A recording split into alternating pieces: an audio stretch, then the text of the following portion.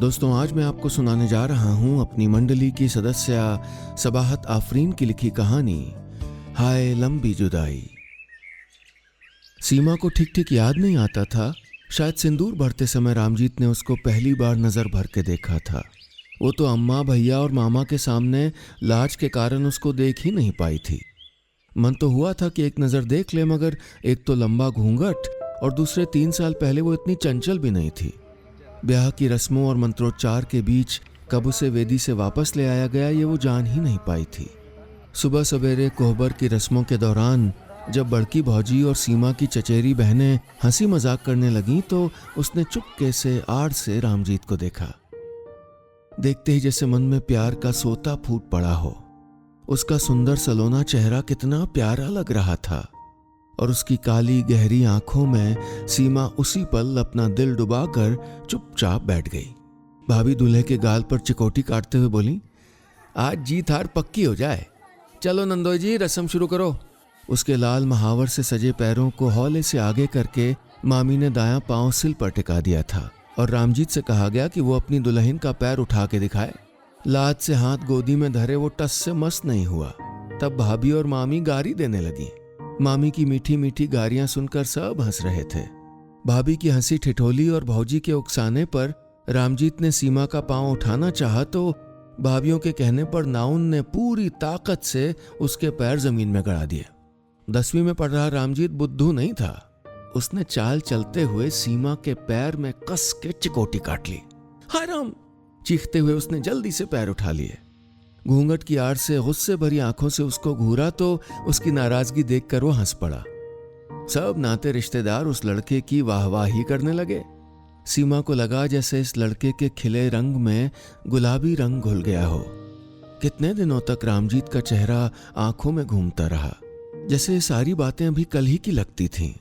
मगर 3 साल बीत गए थे ब्याह हुए। राम जाने गौना किस जन्म में होगा। रामजीत हर दिन फोन पे यही कहता था, ए सीमा, कब आओगी हो? इंतजार में डूबा ये सवाल उसे बेचैन कर जाता था। खेतों में उतरती हुई चिड़ैयों का झुंड देखते हुए वो सोचती, क्या ही अच्छा होता अगर वो भी ऐसे उड़ के पहुंच जाती उसके आंगन में। गौना होने में अभी 2 साल बचे थे। कैसे ये दिन पार होंगे? आलस वाले दिन आ गए थे। ओसारे में सीमा चारपाई बिछाए लेटी थी। दुपट्टे में मुंह लपेटे अपनी सोच में गुम अम्मा की बड़बड़ाहट सुने जा रही थी। इधर कई दिनों से रामजीत फिर से मिलने की जिद कर रहा था। अभी साल भी नहीं हुआ था, मेले में दोनों मिले थे। हाँ ठीक है, थोड़ी देर कोई मिल पाए थे, मगर गौने से पहले ऐसे कौन मिलता है? अगर बिरादरी वालों को पता चल गया तो? उसने चेहरे से आंचल सरका कर देखा तो अम्मा गैया का सानी भूसा करके अब बछड़े को धो पोंछ रही थी। भाभी तेज धूप में सर पे आंचल डाले बढ़िया डाल रही थी। भैया के आने में कुछ ही दिन शेष हैं। भाभी चुपके चुपके भैया की पसंद की पापड़ बढ़िया बना बना के रखती जा रही थी। उसने फिर से आंखें बंद कर ली। मन किसी काम में नहीं लग रहा था। लगता भी कैसे? रामजीत से बात नहीं हुई थी 3 दिनों से। वो फोन करती तो नाराज नाराज मुंह फुलाए फोन उठाते हुए कहता, अभी समय नहीं है बात करने के लिए, बाबूजी के साथ खेतों में हूं। और जब सांझ गिरने के बाद फोन करती तो कहता था, पढ़ रहा हूं, परीक्षा आ गई है। फोन कट जाता और उसके साथ ही सीमा का दिल चीर उठता। लगता दुनिया में कुछ है ही नहीं उस लड़के के 2 मीठे बोल के अलावा। लक्ष्मी से भी ज्यादा बात नहीं हो रही थी। दरअसल किसी की बातों में जैसे रस ही नहीं बचा था। लक्ष्मी उसकी पक्की सहेली थी, उससे मन मिलता था, मगर वो उसके मन का मीत नहीं थी। वो रामजीत तो नहीं थी ना। उसका जी उदास होने लगा। इस लड़के को कैसे समझाया कि गौने से पहले बार बार मिलना कितना बड़ा खतरा है। लोग बाग जान गए तो कितनी बदनामी होगी। रामजीत समझता ही नहीं। वो कहता है, अगर सच्चे मन से प्रेम किया है तो मिलने में कोई बाधा नहीं आ सकती। इस पगले से वो पूछना चाहती थी कि प्रेम को हर समय कसौटी पर कसने की जरूरत क्यों पड़े। मेरे मन का हाल क्या वो नहीं जानता? गांव देहात में मिलना जुलना आसान थोड़े है। किसी की भी नजर पड़ जाए तो भैया तो हाथ पैर बांध के सागर में छोड़ आएंगे। उसे वो मुलाकात याद आने लगी। पिछले बरस कार्तिक पूर्णिमा का मेला था। रामजीत उससे मिलने के लिए कैसा अधीर हो रहा था। शिवजी की पूजा भी मन से नहीं कर पाई थी। बार बार डर लग रहा था कि अम्मा उसके हाव भाव से कुछ जान न लें। मेले की रंग बिरंगी छवि, लोगों के हंसते खेलते चेहरे और खेल तमाशे भी उसको बांध नहीं पा रहे थे। ऊंचे झूले, सिंगार पिटार की सजी दुकानें और गीत बाजा कुछ भी अच्छा नहीं लग रहा था। रामजीत मेले के दूसरे छोर पर सीमा का इंतजार कर रहा था, मगर अम्मा की कड़ी नजरों से बचकर जाना मुश्किल दिखाई दे रहा था। उसने थक हार कर लक्ष्मी की तरफ असहाय आंखों से देखा तो लक्ष्मी चिढ़ के उसके पास आई और कानों में फुसफुसा के बोली, अरे बुद्धू, वो तेरा पति है। तू तो ऐसे डर रही जैसे कोई पाप करने जा रही है, और तेरे जैसी डरपोक को ना प्रेम व्रेम से दूर रहना चाहिए। मगर नहीं, तुझे तो नैना भी लड़ाना है और छुई मुई भी बनना है, यानी गुड़ खाना और गुलगुलों से परहेज करना। लक्ष्मी आंख चढ़ाए हुए उसको घूरने लगी। सीमा कुछ बोल नहीं सकी, लेकिन खूब कस के उसकी कलाई ऐंठ दी। लक्ष्मी चिल्लाई, अरे माँ, रुक, अभी चाची से सब बताती हूँ। तेरे सर से ना प्रेम का भूत नहीं उतरवाया तो मेरा नाम लक्ष्मी नहीं। सीमा मेले में माँ के साथ चलती रही। लक्ष्मी से चुहल करते हुए बराबर उसको रामजीत का ध्यान आ रहा था। उस लड़की की आंखों से छलकता प्रेम, वो सुख से भर उठती थी। वो मिलने की तलब लिए विचारों के ताने बाने बुन रही थी, लेकिन अम्मा को चकमा देकर वहां से खिसकना कोई आसान काम नहीं था। मगर दैव के संयोग से बर्तन वाली दुकान पर अम्मा की सखी मिल गई। दोनों बतियाने में जब मगन हुई तो उसने माँ से कहा, लक्ष्मी के साथ झूले पे बैठने जा रही हूँ, थोड़ी देर लगेगी तो परेशान मत हो ना। माँ ने हाँ में सर हिलाया और बतरस में लीन हो गई। उसने लक्ष्मी का हाथ खींचा और अपने धक धक कलेजे को संभालती उस ओर चल दी जहां रामजीत कब से खड़ा इंतजार कर रहा था। उसने दूर से देखा, मोटरसाइकिल से टेक लगाए, नीला स्वेटर पहने वो मोबाइल में कुछ देख रहा था। माथे पर घने बाल बिखरे हुए थे जिन्हें वो लापरवाही से एक हाथ से पीछे करते आते जाते लोगों में किसी को ढूंढ रहा था। ए जीजा जी, उधर कहाँ देख रहे हो? असली फिल्म तो इधर है। लक्ष्मी रामजीत के आगे चुटकी बजाते हुए खिलखिला कर हंसी और सीमा के कानों में कोई मजाक की बात कहकर वहां से चली गई। रामजीत एक टक उसका चेहरा निहारने लगा। मांग में दमकता सिंदूर और माथे पर छोटी सी लाल बिंदी। पलकें झुकाए चुपचाप खड़ी, क्या ये वही सीमा है जो घंटों बिना रुके फोन पे बतियाया करती थी? उसे हंसी आ गई सीमा की घबराहट देखकर। अपनी उंगली के पोर से उसकी ठोड़ी को छूते हुए बोला, हम कोई गैर नहीं जो हमारी ओर देख नहीं रही हो, पति हैं तुम्हारे। ये कहते हुए उसके गाल पर चमकते काले तिल को छुआ तो सीमा चिहुक कर पीछे हट गई और लाज से उसका चेहरा गुलाबी हो गया। तभी उसके आगे हथेली फैलाते हुए वो बोला, देखो क्या लाए तुम्हारे खातिर, देखो ना। सीमा ने लंबी पलकें उठाई और उससे नजर मिल गई। उन आंखों से कितनी शरारत झलक रही थी। उसने फिर से पलकों की झालर गिरा ली और धीरे से बोली, अभी कोई देख लेगा तो बड़ी बदनामी हो जाएगी, हम जा रहे हैं, अम्मा राह देख रही होगी। रामजीत ने बिना कुछ बोले उसके हाथों को थाम लिया और जेब से लाल नगीनों वाला चमकता कंगन निकाला और उसकी कलाइयों में पहना दिया। कितने सुंदर कंगन है, कहते हुए सीमा ने अपनी कलाइयों में पड़ी उस प्रेम निशानी को देखा और उन्हें अपनी आंखों से लगा लिया। दो मासूम दिलों में प्यार का समंदर और बड़ा और गहरा हो उठा था। अच्छा सुनो, एक और चीज़ लाया हूँ, मगर वो तभी दूंगा जब तुम मुझको आई लव यू कहोगी। रामजीत ने मुट्ठी में कुछ दबाए हुए कहा। हाय राम, पागल हो क्या? कहने न कहने से क्या होता है? कहने से बहुत कुछ होता है। वो मुंह फेर के खड़ा हो गया। सीमा इस रूठे रूठे लड़के से कुछ कहने जा ही रही थी कि तभी लक्ष्मी की आवाज आई। वो बुला रही थी, जा रहे हैं हम, मेरी ओर देखोगी भी नहीं। सीमा कुनमुनाई। उसकी बात सुनकर रामजीत ने तड़प कर देखा और कहा, इतनी जल्दी? अभी तो ठीक से मिल भी नहीं पाया। सीमा ने प्यार भरी आंखों से उस सलोने मुखड़े को देखा और हंसकर उसकी मुट्ठी में दबे मंगलसूत्र को झपट लिया। सामने देखा तो लक्ष्मी गुस्से में बकती झकती चली आ रही थी। वो तेजी से पलट गई और जाते जाते चिल्ला के बोली, अब सीधे गौने में मिलेंगे। कह तो दिया था उसने, मगर सालों साल इंतजार करना आसान था क्या? सीमा मिल तो आई थी, मगर अपना सारा चैन वहीं रामजीत की बंद मुट्ठी में छोड़ आई थी। बचपने के दिन पीछे छूट गए थे। प्रेम की आंच में धीमे धीमे तपती हुई अब वो गंभीर लड़की में बदल रही थी। इस छोटे से मिलन के बाद वो दोनों फिर से मिलने को बेताब हो उठे थे। बीती बातें उसे रह रह कर याद आती थीं। वो यादों के मेले से बाहर आई और मोबाइल में रामजीत के नंबर पर उंगलियां फिराने लगी। जानती थी कि वो नाराज है, बात नहीं करेगा, मगर अपने बंजारे मन से परेशान हो गई थी जो रात दिन उसी का नाम लेता था। थक हार कर उसने मोबाइल किनारे पे रखा और सो गई। सीमा आज सुबह भाभी के साथ घर के पास वाले खेत से सब्जियां तोड़ने गई थी। भाभी चूल्हे की राख पौधे पर डालती जा रही थीं और उससे हंसी मजाक वाली बातें किए जा रही थीं। और दिन होता तो वो भी चहक चहक कर उनको जवाब देती, लेकिन आजकल किसी से बोलने का मन नहीं करता था। पहुना से कहो थोड़ा सब्र रखें, अम्मा को बुरा लगता है उनका बार बार फोन करना। विदाई से पहले इतना बात थोड़े ना किया जाता है। भाभी लाल मिर्च तोड़ती हुई बोली। अरे अरे कौन सी धुन में हो ननद रानी, कच्ची तरकारियां तोड़े जा रही हो। भाभी ने टोका तो वो चौंक कर उनको देखने लगी, फिर धीरे से बोली, अम्मा से कहो ना हमारी विदाई कर दें। 2 साल रोके रखने का फायदा क्या है, आखिर कुछ दिन बाद करेंगी ना तो आज ही कर दें। हे भगवान, इस लड़की को ना सद्बुद्धि दे। वहां तुम्हारे भैया हाड़ तोड़ मेहनत कर रहे हैं कि रुपया पैसा कमा के शान से सीमा का गौना करेंगे, और यहाँ बहन कह रही कि हमें आज ही ससुरे भेज दो। भाभी पल्ला झटक के बोली।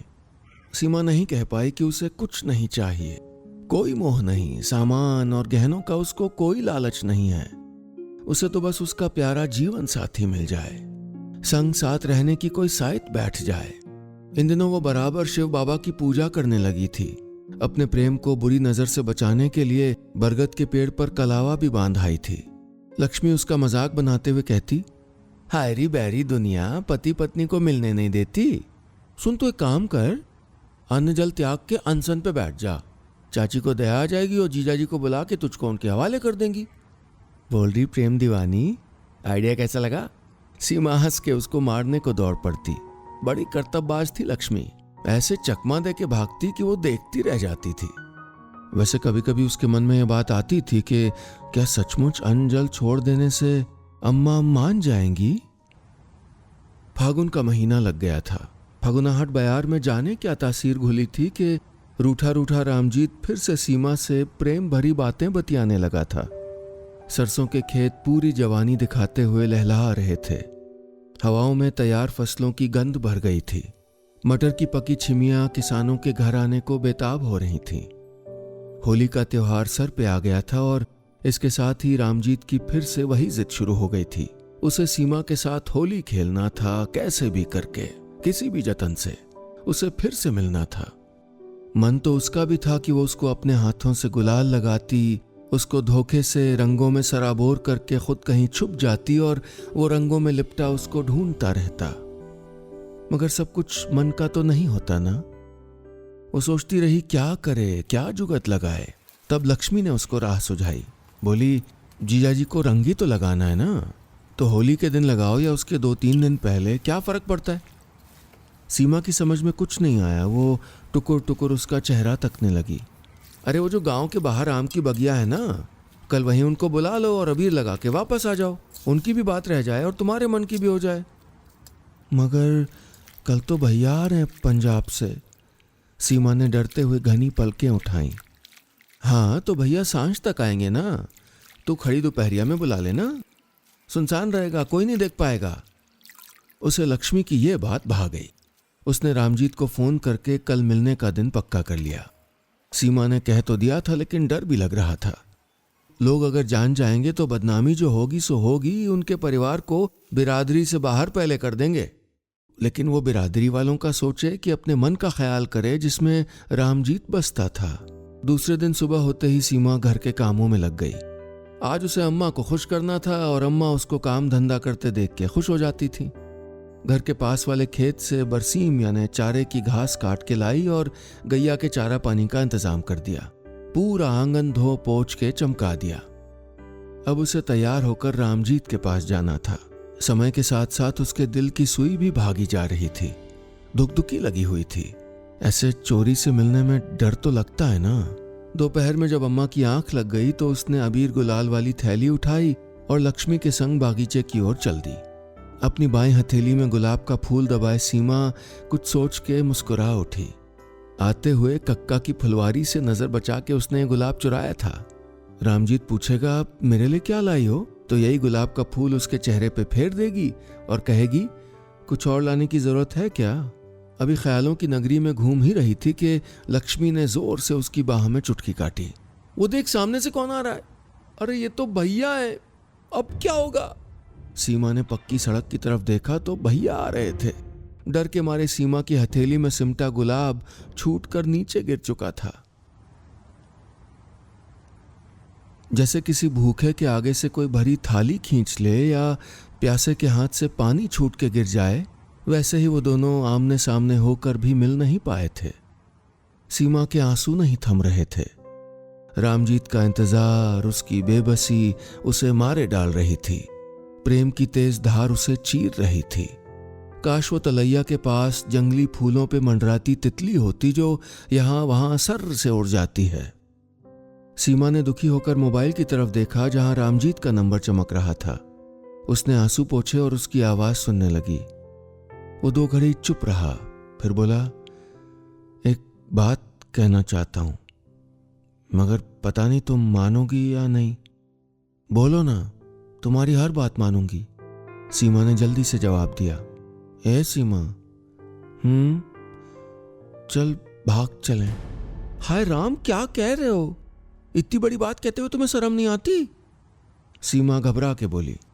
रामजीत ने कहा, तुम ही बताओ ना, और क्या करें हम? बाबूजी से कह चुका हूं तुमको लेवा लाएं, मगर वो कुछ सुनते ही नहीं है। कहते हैं 5 बरस पूरे होने के बाद ही लाएंगे। तब तक तो हम मर ही जाएंगे। सुन रही हो ना? सीमा चुपचाप सुनती रही। फोन रखने के बाद लक्ष्मी के पास गई। सारा हाल कह सुनाया। सुन के बजाय साथ देने के लक्ष्मी अपना माथा पीटने लगी। हे भगवान, दुनिया में नहीं हुआ जो तुम दोनों को करना है। अरे पति पत्नी कहीं भागते हैं क्या? किसी का सुनी हो? लोग भाग के शादी करते हैं, तुम दोनों शादी करके भागोगे? पगला गए हो क्या? कौन तुम्हारी मदद करेगा? लक्ष्मी की बात सुनकर वो भरे मन से बोली कि उसे किसी की मदद की जरूरत नहीं है। रामजीत ने सुझाया कि होली के दिन चहल पहल होगी और रंगों का माहौल होगा, वही समय घर से निकलने के लिए ठीक रहेगा। सब कुछ तय हो गया था। होली के दिन माँ और भाभी तरह तरह के पकवान बनाने में व्यस्त थीं। सीमा का चोर मन पीले पत्ते जैसा कांप उठता। भैया के सामने जाते हुए भी डर लग रहा था। पंजाब से भैया ने उसके लिए लाल रंग की सुंदर चुनरी खरीदी थी। रात को ही माँ को दिखाते हुए कह रहे थे कि सीमा का गौना इतनी धूमधाम से करेंगे कि पूरी बिरादरी देखती रह जाएगी। पता नहीं क्यों मन शांत नहीं हो रहा था। वो दुविधा में थी, क्या करे क्या ना करे। रामजीत के साथ जाने का मन बना लिया था, लेकिन तब भी वो खुश नहीं हो पा रही थी। आखिर क्यों? उसे रोना क्यों आ रहा था? माँ ने लाड़ बरसाती आंखों से जब नमक पारे छानती सीमा की ओर देखा तो उसका जी धक से हो गया, जैसे कुछ ठीक नहीं हो रहा हो। ये क्या था? अचानक चौके से सीमा उठकर बाहर आ गई और कमरे में बाहर रामजीत का नंबर लगाने लगी। उधर से फोन रिसीव होते ही सीमा जल्दी से बोली, हमको लगता है हम सही नहीं कर रहे हैं। घर से भागने पे बड़ी बदनामी होगी, तुम्हारे बाबूजी की भी और हमारे भैया की भी। हम तुमसे बहुत प्रेम करते हैं, तुम जानते हो ना, मगर परिवार का सर नीचा होते हुए नहीं देख सकते। हमको माफ कर दो। कहते हुए सीमा के आंसू छलक पड़े और वो रो पड़ी। उधर से फोन कट गया। फोन रामजीत ने नहीं, सामने बज रहा था, सो उसके बाबूजी ने उठा लिया था। फोन सुनने के बाद वो चुपचाप बैठ गए थे। सीमा और रामजीत के बारे में सोचने लगे। उन्हें लगा बच्चों के साथ कैसा अन्याय कर रहे हैं। आज उनका बेटा ये कदम उठाने को मजबूर हो गया। वो उठकर आंगन में आए तो देखा रामजीत गुमसुम चारपाई पे बैठा था। बाबूजी बोले, काहे मुंह सुखाए बैठे हो भाई? होली नहीं खेलोगे क्या? तुम्हारी टोली तो पूरे गांव में घूम रही है। मन नहीं है, वो धीरे से बोला। अच्छा ना खेलो, हम भी आज तुम्हारे ससुराल जा रहे हैं। सोचते हैं 10-5 दिन के भीतर कोई शुभ दिन देख लें, फिर बहू को घर लिवा लाएं। बाबूजी की बात सुनकर रामजीत चौंक के उनका मुंह देखने लगा और बाबूजी उसकी पीठ थपथपाकर चल दिए। रामजीत की आंखों के सामने सीमा की सूरत नाच गई और कानों में शहनाई की धुन सुनाई देने लगी। बस इतनी सी थी ये कहानी।